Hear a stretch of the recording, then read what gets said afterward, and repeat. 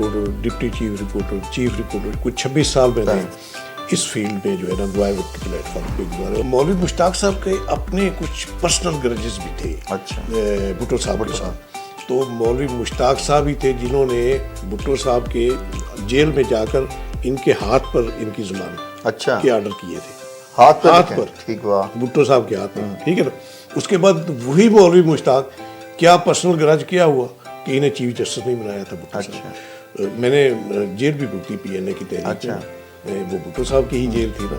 تو بہرحال اس کے باوجود میں یہ سمجھتا ہوں کہ جو بھٹو مرڈر ٹرائل تھا نا وہ کوئی انصاف کا کیس نہیں تھا. تو کانٹیسٹ ہوا تھا سیکٹری کی سیٹ پر میرا اور خاوند نعیم ہاشمی کا. اچھا جی. تو اللہ نے عزت رکھی, مجھے کامیابی حاصل ہوئی اس میں. پہلے تو لاہور پریس کلب کی جو سیاست ہے وہ پلاٹوں پر نہیں ہوتی تھی. چوری پرویز لائی صاحب تھے چیف منسٹر, میں نے ان کے ساتھ ایک میٹنگ طے کی, شیڈول ہوئی وہ میٹنگ. اور یہ جو صحافیوں کو لاہور میں پلاٹ ملے اس کے آپ کے جی اسی فاؤنڈیشن کے پلیٹ فارم پر ہی ملے نا, جرنلسٹ ہاؤسنگ فاؤنڈیشن. جب میں وہاں تھا روزنامہ آزاد میں, وہ پارٹی پیپر تھا, تحریک استقلال تھا, تو وہاں یہ آیا کرتے تھے پریس ریلیز لے کر اپنی کوئی بیان لگوانے کے لیے. نواز شریف. اچھا. میں سمجھتا ہوں کہ یہ مقدر کے دھنی نواز شریف صاحب تھے.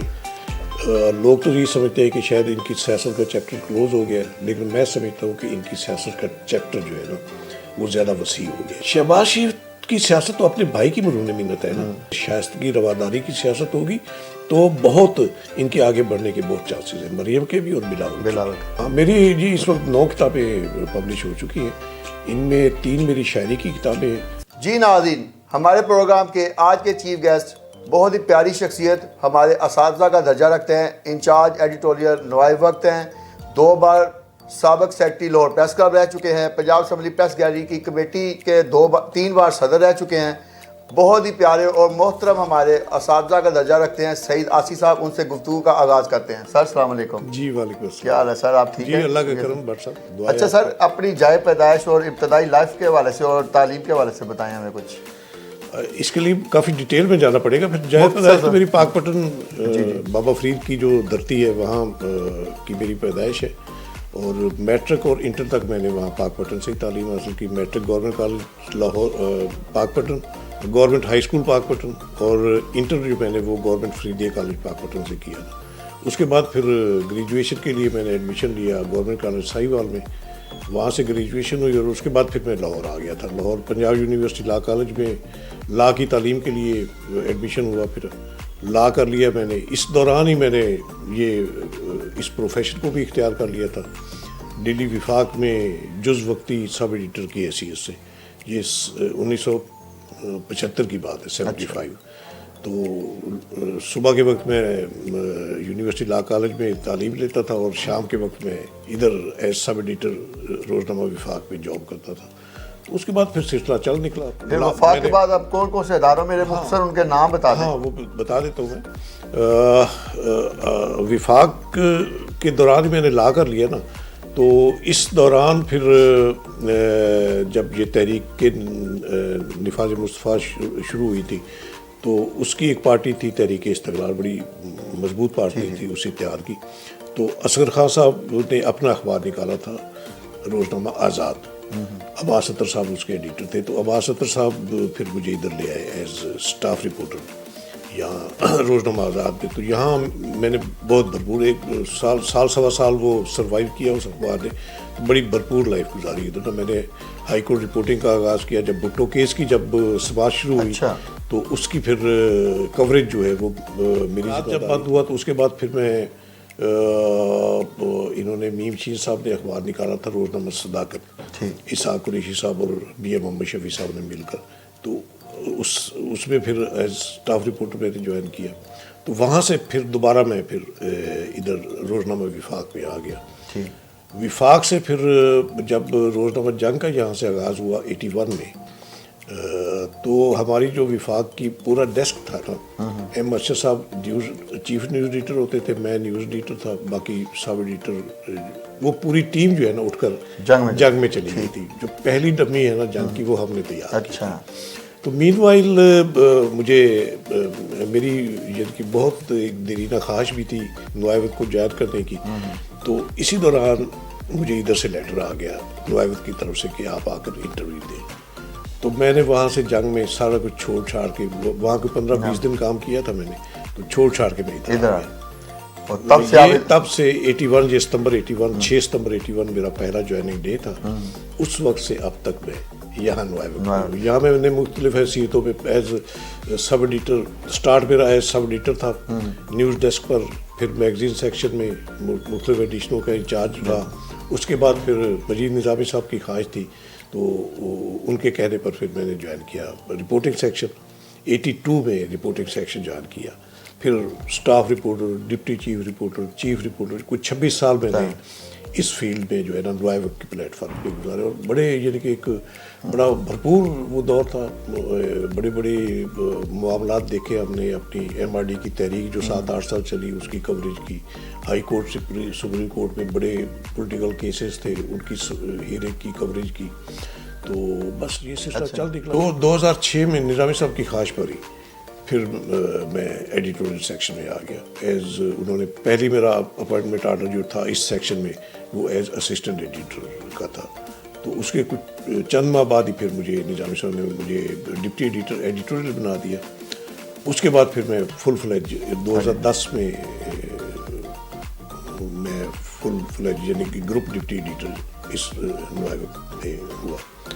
بس یہ سلسلہ چلتا رہا. پھر سینئر ایڈیٹر, اس کے بعد اب پھر میں بطور انچارج ایڈیٹوریل ذمہ داریاں ادا کر رہا ہوں.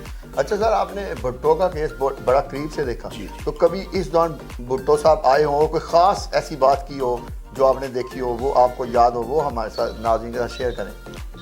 اس میں کئی جہتیں ہیں جی. یہ کیس چلا کوئی کنٹینیوس چلا تھا, کوئی 4 مہینے لاہور ہائی کورٹ پہ چلا تھا, فل بینچ تھا. مولوی مشتاق صاحب بڑے دبنگ چیف جسٹس تھے.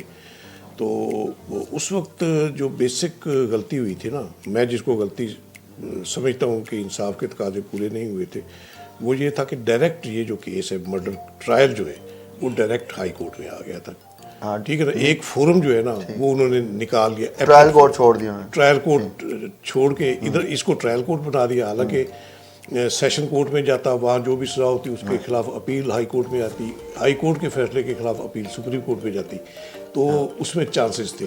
لیکن جنہوں نے کیس یہ بنایا تھا ان کی اپنی نیت تھی. ٹھیک ہے نا, یعنی وہ چاہتے ہیں جلد از جلد. ہاں, اس نیت کے تحت پھر ہائی کورٹ کو ٹرائل, یہ بھی پاکستان کی عدالتی تاریخ کا یہ یونیک واقعہ ہے کہ ایپلٹ کورٹ کو ٹرائل کورٹ کا درجہ دیا گیا. تو بہرحال مولوی مشتاق صاحب کے اپنے کچھ پرسنل گرجز بھی تھے بھٹو صاحب کے ساتھ. ایک وقت تھا کہ بھٹو کو وہ ایڈمائر کرتے تھے ایز پولیٹیشین. جب یہ پولیٹکس میں ایز اپوزیشن کے پولیٹکس میں آئے تھے نا, تو جب یہ گرفتار ہو گئے تھے بھٹو کے دور میں, تو مولوی مشتاق صاحب ہی تھے جنہوں نے بھٹو صاحب کے جیل میں جا کر ان کے ہاتھ پر ان کی ضمانت کے آرڈر کیے تھے. ہاتھ پر بھٹو صاحب کے ہاتھ پر. ٹھیک ہے نا. اس کے بعد وہی مولوی مشتاق کیا پرسنل گرج کیا ہوا کہ انہیں چیف جسٹس نہیں بنایا تھا بھٹو صاحب. ٹھیک ہے نا, ایک میرٹ پہ آتے تھے چیف جسٹس اور نہیں بنایا. تو یہ پرسنل گرج میرا خیال ہے یہ چھوٹی چھوٹی, اب اتنے بڑے منصب ہائی پیڈسٹل پر بیٹھے آپ اور اتنی چھوٹی سی آپ گرج رکھ کے آپ کسی کو پھانسی کے پھندے تک لے جائے, تو میرا خیال ہے یہ انصاف کا قتل. پھر بعد میں تو خیر سارے قصے سامنے بھی آئے. ایم انور صاحب جو ہے وہ اس وقت تھے اس کے چیف پبلک پراسیکیوٹر. ان کی ذاتی مخاصمت جو تھی وہ بھی اس کیس کے حوالے سے اس طرح تھی کہ وہ جو اس وقت وہ تھے بیگم ریحانہ سرور کے دیور تھے, پیپلز پارٹی کی جو بیگم ریحانہ سرور تھی, اور اس ناطے سے وہ اپنا گرجز ان کے اختلافات تھے ان کے ساتھ, وہ اپنے وہ بائسزم جو تھی وہ سامنے آ گئی ان کی. تو اس حوالے سے آپ نے ایک پرسنالٹی کے حوالے سے پوچھا کہ کیا کیسے باڈی لینگویج, تو بالکل یعنی کہ آپ سمجھے ہیں کہ بھٹو صاحب جو تھے وہ ایسے آتے تھے جیسے خود کو اس وقت بھی ایز پرائم منسٹر وہ سمجھ لیں ٹریٹ کرتے تھے. وہ اس طرح ایک ایس پی زمان صاحب ہوتے تھے, ان کی یعنی کہ ان کی کمان میں وہ آتے تھے ہائی کورٹ میں, اور بڑے سوٹڈ بوٹڈ اور بڑے یعنی کہ جو ان کی ایک پرسنالٹی تھی نا ایک خوش لباسی والی, وہ انہوں نے مینٹین رکھی ہوئی تھی. ایک بلیو کلر کا ایک سوٹ ہوتا تھا, اچھا, وہ بہت ان پہ جچا کرتا تھا. میں نے تو خیر ان کے ساتھ کوئی سیاسی حوالے سے بھی ایک ذہنی ہم آہنگی نہیں تھی بھٹو صاحب کے ساتھ, لیکن اس کے باوجود میں نے جیل بھی بھگتی پی این اے کی تحریک میں, وہ بھٹو صاحب کی ہی جیل تھی نا. تو بہرحال اس کے باوجود میں یہ سمجھتا ہوں کہ جو بھٹو مرڈر ٹرائل تھا نا, وہ کوئی انصاف کا کیس نہیں تھا, وہ اپنی اناؤں کا کیس تھا, اپنے غصے نکالنے کا کیس تھا, اور اس کیس کا جو آؤٹ کم ہوا پھر وہ سب کے دنیا کے سامنے ہے, وہ آج تک متنازع ہے, وہی فیصلہ. بالکل. اچھا سر, آپ پریس گیلری کے بھی صدر رہے اور پریس کلب کی سیاست میں آپ نے حصہ لیا, تو یہ کچھ وہ واقعات ہمارے ساتھ شیئر کریں کہ آپ سیاست میں, جو صحافت کی سیاست اس میں کیسے آئے اور کون کون سے عہدے پر رہے؟ آپ کو پتہ ہی ہے کہ 2 گروپ تھے, رشید صدیقی گروپ اور بننا گروپ. یہ بھی جب ضیاء الحق نے مارشل لا لگایا تو اس کے بعد یہ کریٹ ہوئے تھے, یہ 2 گروپ بنے تھے. پہلے میں جو ہے نا رشید صدیقی گروپ کی جو پی یو جے تھی, جب مجھے نہیں پتا کیسے رشید صدیقی صاحب نے خود ہی نامینیٹ کیا کرتے تھے. آپ سامنے عہدے دار کون سے الیکشن ہوتے تھے, تو مجھے شاید جوائنٹ سیکرٹری انہوں نے بنایا تھا اس پی یو جے کا, رشید صدیقی گروپ کا, لیکن میں کوئی اتنا اس میں فعال نہیں تھا. پھر جب ایک مہم شروع ہوئی لاہور پریس کلب کی بحالی کی, یہ 82 میں اس کا آغاز ہوا تھا, اور ڈان کے دفتر سے اس کا آغاز ہوا تھا. وہاں ہماری اکثر نشستیں ہوا کرتی تھی, ایسے ہوتا تھا کہ ہائی کورٹ سے نکلے ہیں تو ڈان کے دفتر میں آ گئے.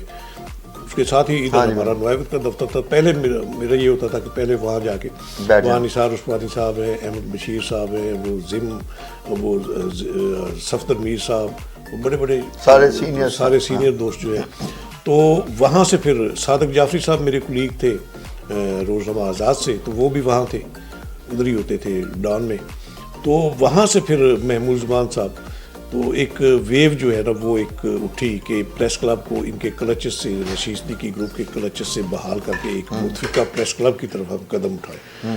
تو اس ویو میں ایک دستخطی مہم چلی, اس میں ہم نے بھرپور حصہ لیا. پھر جو پہلی باڈی تھی اس میں وہ 6 مہینے کے لیے الیکٹ ہوئی. پھر اس جو ہم ایک دستاویز بنی تھی نا مشترکہ ایک دستوں کے ساتھ, کچھ 250-300 ممبرس کے سائن تھے.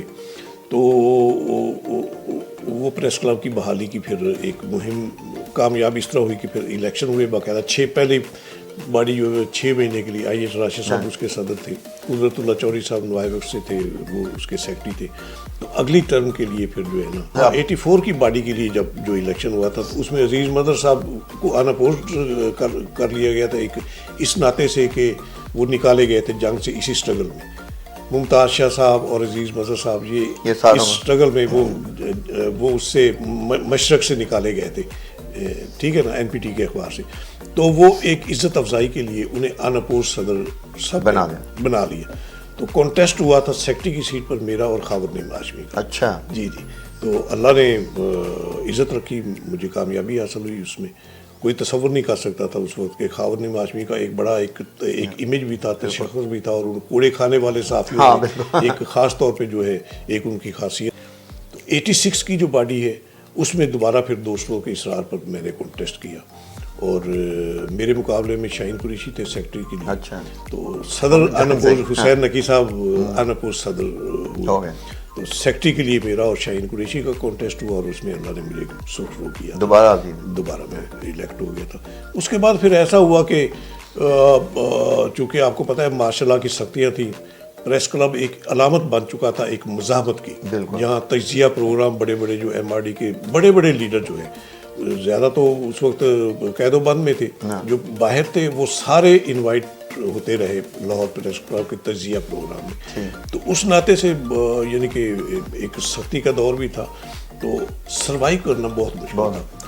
حسین نقی صاحب نے ایک گورننگ باڈی کی ایک میٹنگ میں معذوری کا اظہار کر دیا کہ اب ہم سے چلانا شاید مشکل ہو جائے گا, فنڈ ہمارے پاس نہیں ہے.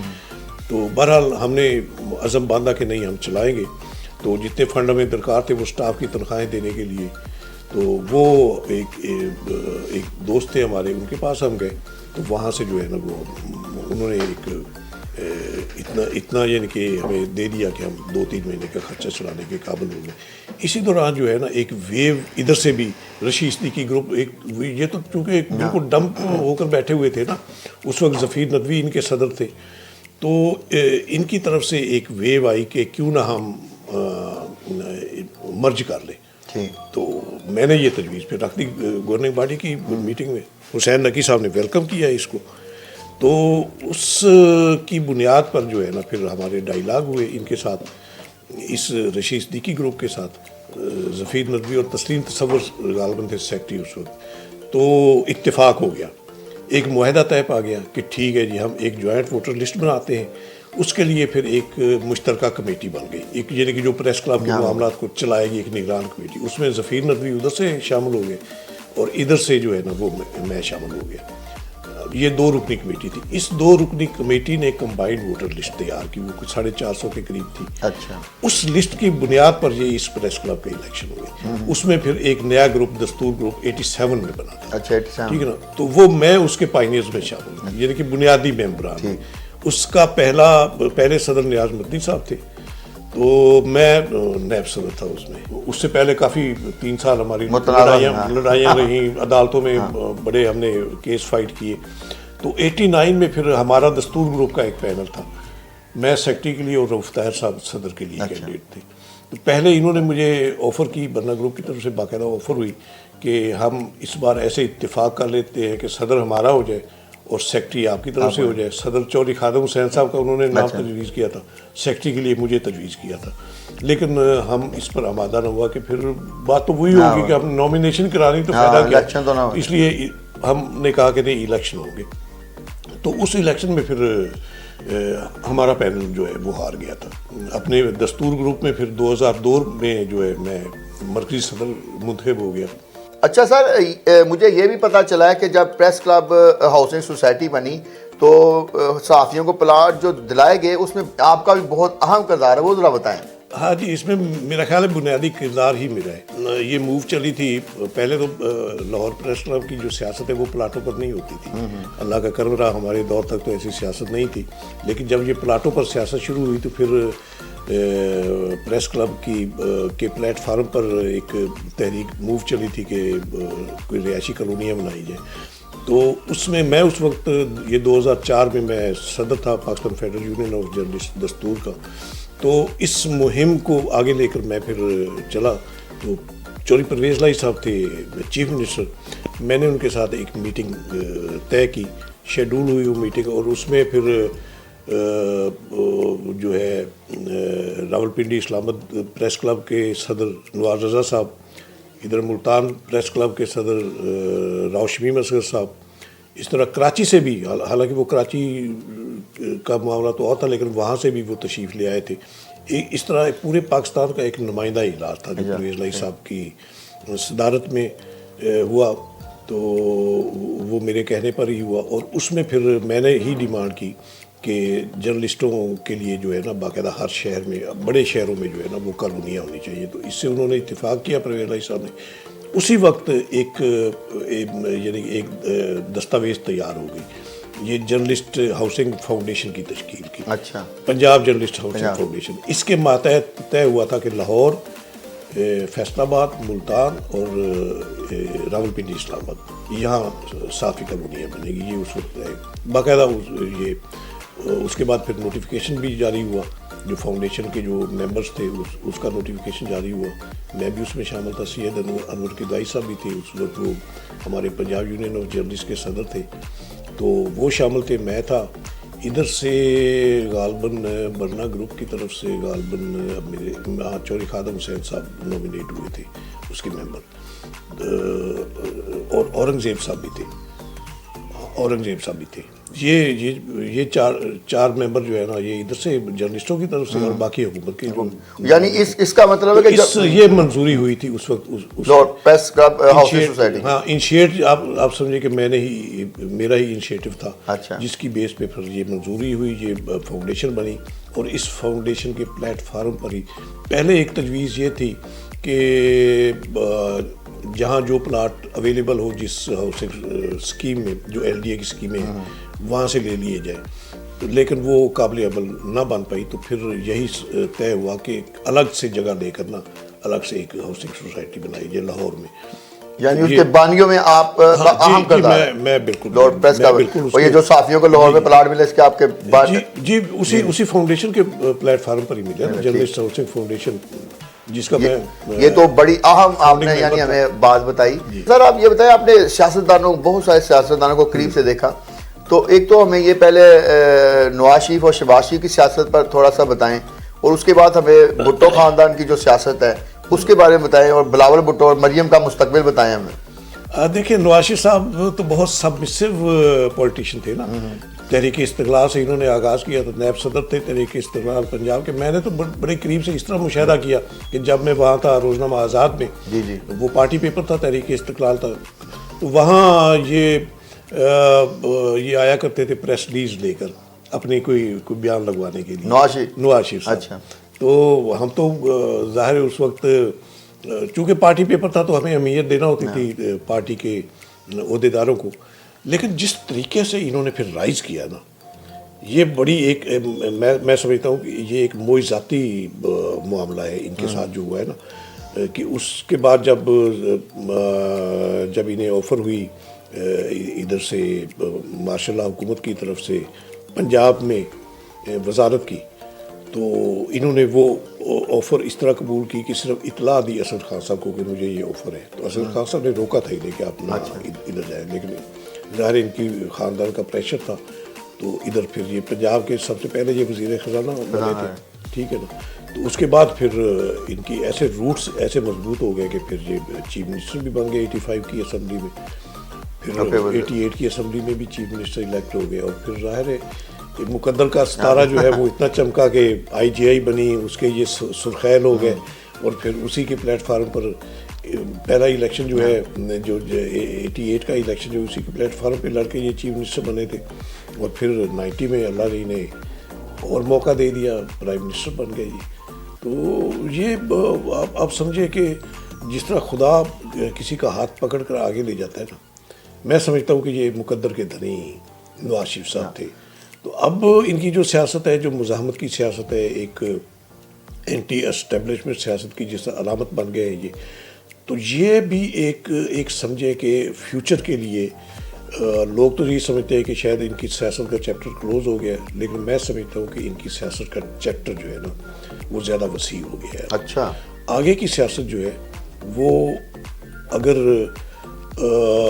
جو اس وقت ایک بیداری اور آگاہی کی جو اس وقت فضا موجود ہے، اینٹی یعنی اسٹیٹس کو توڑنے کے، عمران خان صاحب تو محض دعوے ہی کرتے رہے ہیں نا اسٹیٹس کو توڑنے کے، لیکن آگے کی جو سیاست مجھے نظر آ رہی ہے وہ واقعی اسٹیٹس کو توڑنے کی سیاست ہوگی، اور اس میں نواز شریف صاحب کا یقیناً اہم کردار ہوگا. اور شہباز شریف کی سیاست کو آپ کہاں دیکھیں؟ شہباز شریف کی سیاست تو اپنے بھائی کی مرہون منت ہے نا. اگر نواز شریف سیاست میں نہ ہوتے تو وہ کہاں ہوتے؟ وہ تو ایک تاجر تھے، اور لاہور چیمبر آف کامرس کے وہ صدر الیکٹ ہوئے تھے، ویسے 2 بار صدر الیکٹ ہوئے.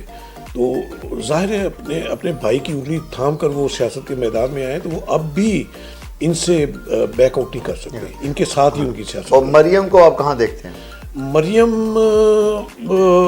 میں سمجھتا ہوں کہ اگر اب جو آگے کی جو قیادت آ رہی ہے جو نوجوان قیادتوں میں، اس میں یقیناً ان کا نمایاں مقام ہے. مریم، بلاول، یہ آگے جو ہے نا ایک عہد ان کے والدین نے کیا تھا، بے نظیر بھٹو صاحبہ نے اور نواز شریف صاحب نے، ایک چارٹر آف ڈیموکریسی پر سائن کر کے. یہ اسی طرح کا ایک عہد اب اس سے آگے کا بلکہ عہد جو ایک میثاق پاکستان انہوں نے اب یہ پی ڈی ایم کے پلیٹ فارم پہ کیا ہے. تو اس میں اللہ کرے کہ یہ اس عہد پر کاربند رہیں اور پولرائزیشن جو ہے سیاست میں اس کو نکالیں، سیاست کو اس سے نکالیں. اگر یہ پولرائزیشن کی سیاست سے خود کو نکال لیں گے، شائستگی رواداری کی سیاست ہوگی، تو بہت ان کے آگے بڑھنے کے بہت چانسز ہیں، مریم کے بھی اور بلاول کے. اچھا، آپ یہ بتائیں کہ یہ جو عمران خان صاحب ہیں، ان کی سیاست کا ایک تبدیلی کا ایشو لے کر آئے تھے، تو کیا لوگوں کو ان کی حکومت آنے کے بعد تبدیلی مل گئی؟ میرا خیال ہے یہ تو ایک وہ کیا کہتے ہیں نقش برآب جس کہتے ہیں نا کہ دیوار نوشتہ دیوار ہے. یہ تو ان کے جو معاملات عمران خان صاحب کے اب تک کی جو سیاست ہے 2.5 سال ہو گئے انہیں آلموسٹ اقتدار میں پر براجمان ہوئے. تو عوام کی جو درگت بنی ہے اس عہد اقتدار میں، ٹھیک ہے نا. وہ ساغر صدیقی کا شعر تھا کہ جس دور میں لٹ جائے فقیروں کی کمائی اس دور کے سلطان سے کچھ بھول ہوئی ہے. ٹھیک ہے نا. تو یہ آج کے جو حالات ہیں نا یہ سلطان کی بھول والے حالات ہیں. یہ سلطان کی بھول نے جو عوام کو راندہ درگاہ بنا دیا. تو سلطان کیا واپس اس بھول کو ختم کر سکے گا یا نہیں؟ سلطان میں اتنے گیٹس ہی نہیں ہیں. ٹھیک ہے نا. وہ تو کپتانی کرتے کرتے وہ کرکٹ کی کپتانی کرتے کرتے یہاں کپتان بننے چل نکلے تھے. تو یہ تو سیاست کی جو راہداریاں ہیں اقتدار کی راہداریوں میں اپنے آپ کو ثابت قدم رکھنا بہت مشکل کام ہے. کسی کے سہارے کسی کی انگلیوں پر ناچ کر آپ سیاست کھیلیں گے تو اس میں کچھ دیر کے لیے تو آپ کو کامرانی مل سکتی ہے, وہ بھی کسی کی مرہون منت ہوگی جیسی کہ ہے اب, لیکن یہ تعدیر جو ہے نا وہ نہیں پاسبل نہیں. آپ کا فارغ وقت میں مشغلہ کیا ہے؟ میرا فارغ وقت میں بھی یہ ظاہر میں ایک پروفیشن میں ہوں تو اس میں کتابیں پڑھنا زیادہ مشغلہ ہے. میں چونکہ شعر و شاعری سے بھی میرا شغف ہے تو وہ بھی جاری رہتا ہے, کالم نگاری بھی جاری رہتی ہے ساتھ ہی ساتھ. اور فارغ وقت میں اب تو ظاہر ہے اب بچوں کے ساتھ زیادہ وقت گزرتا ہے, میرے پوتے پوتیاں ہیں تو ان کے ساتھ فارغ وقت زیادہ گزرتا ہے. اچھا, آپ کیسی کتابیں پڑھتے ہو؟ اور خاص طور پہ آپ کی بھی کتابیں اپنی کتابوں کے ہمارے ساتھ ناظرین کے ساتھ شیئر کر دیں, نام بھی. اور ہاں, میری جی اس وقت 9 کتابیں پبلش ہو چکی ہیں. ان میں 3 میری شاعری کی کتابیں, آگے موڑ جدائی کا تھا نا, یہ ہے تیرے دکھ بھی میرے دکھ ہے اردو شاعری ہے. سوچ سمندر میری پہلی کتاب تھی پنجابی شاعری کی. اس کے بعد رمضان میری پنجابی شاعری کی کتاب. اب ان تینوں کو اکٹھا کر کے میں نے ایک کلیات میری کلام سعید کے نام سے وہ ابھی منظر یہاں پہ آئی. اس کے علاوہ 2 سفر نامے میرے پبلش ہوئے. آگے موڑ جدائی کا تھا, سفر نامہ چین ہے, اور ایک جزیرہ جسے اب دوبارہ شائع کیا ہے ایک دوسرے پبلشر نے, کس کی لگن میں پھرتے ہو کے نام سے, وہ ہے برونائی انڈونیشیا مالدیپ کا.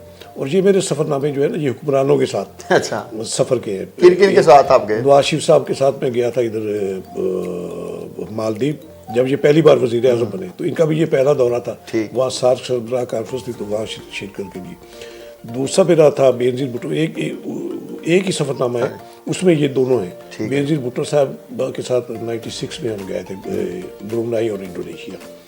تو یہ وہ داستان ہے ساری. اور اس میں جو ہے نا یہ قارئین کے لیے یہ صرف محض سطحی سفر نامہ نہیں ہے, اس میں باقاعدہ ایک موازنہ آپ کو پاکستان کی سیاست اور جہاں میں نے سفر کیا وہاں کی سیاست کے حوالے سے کیا ہونا چاہیے یہ بھی سارا اس میں موازنہ ہے. اسی طرح یہ چائنا کا جو سفر نامہ ہے یہ میاں منظور بھٹو صاحب کے ساتھ, میں اس وقت صدر تھا press gallery committee Punjab assembly کا, تو میں وہ پارلیمنٹ ڈیلیگیشن کا حصہ تھا. یہ ڈیلیگیشن لے کر گئے تھے چائنا میں, یہ اسپیکر تھے پنجاب اسمبلی کے. اچھا سر, آپ کی زندگی کا سب سے رنجیدہ دن کون سا تھا؟ رنجیدہ دن آپ یہ سمجھ لیں کہ جو سکوت ڈھاکہ ہوا ہے وہ ناقابل فراموش ہے. میں اس وقت اگرچہ اسٹوڈنٹ تھا, 11ویں کلاس کا اسٹوڈنٹ تھا, لیکن حساسیت میری جو تھی ایک ملک کے 2 لخت ہونے کے حوالے سے وہ مجھے آج بھی جو ہے نا وہ دیکھتا ہوں, سوچتا ہوں, پس منظر کا جائزہ لیتا ہوں تو مجھے غمگین کر دیتی ہے آج بھی. اچھا سر, آپ کی زندگی کا سب سے خوشگوار دن کون سا تھا؟ خوشگوار دن جب میں ایک پوتے کا دادا بنا. وہ میرے پوتے کا نام کیا ہے؟ وہ میرا جو پہلا پوتا تھا اس کا نام صدیق تھا. صدیق, ماشاءاللہ نام ہے. اب وہ ماشاءاللہ 12 سال کا ہے. ماشاءاللہ, اللہ تعالیٰ اس کی لمبی عمر کرے. آپ کی زندگی کا ٹرننگ پوائنٹ کسے ہم کہہ سکتے ہیں؟ ٹرننگ پوائنٹ آپ یہ سمجھ لیں کہ میں ہوں تو اسی پروفیشن میں. بالکل. لا کا پروفیشن میں نے لا کرنے کے باوجود میں نے کوئی 5-6 مہینے پریکٹس کی تھی میں نے باغپٹن میں. تو اس کے بعد میں دوبارہ اسی پروفیشن میں آ گیا تھا کیونکہ میرا ایک جو میں نے اپنا فیوچر جو ہے وہ اپنی آنکھوں میں جو سمویا ہوا تھا وہ اسی پروفیشن سے وابستہ تھا. اچھا سر, آپ زندگی میں کوئی ایسا گول یا مقصد جو ابھی آپ نے حاصل نہیں کیا اور آپ حاصل کرنا چاہتے ہیں؟ میں تو سمجھتا ہوں کہ اب جتنی گزر گئی آبرو مندی کے ساتھ گزر گئی. میری دعا یہی ہے کہ باقی جو اب زندگی کے کتنے لمحات ہیں کسی کو کیا خبر ہوتی ہے, بس یہی اسی طرح عزت و استقامت آبرو مندی کے ساتھ یہ باقی کی زندگی کا باقی سفر جو ہے وہ بھی اسی طرح طے ہو جائے. اچھا سر, کوئی آپ اپنا پسندیدہ شعر ہمیں سنا دیں. پنجابی کا ایک کتا ہے میرا. بالکل, وہ سنا دیں. کہ پریم سکھ دی واج تے رل بئیے, امن شانتی بنے اصول ساڈا. واہ.